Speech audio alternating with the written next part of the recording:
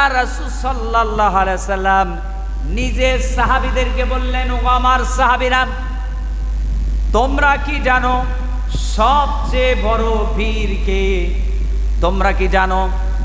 সাহাবীরা বললেন, ইয়া রাসূলুল্লাহ, ইয়া হাবিবাল্লাহ, আমরা জানি, আমরা মনে করি যেই ব্যক্তি কুস্তিতে অপর ব্যক্তিকে হারিয়ে দেয়, কুস্তি লড়াইয়ে যে ব্যক্তি অপর ব্যক্তিকে হারিয়ে দেয় সেই ব্যক্তি সবচেয়ে বড় বীর।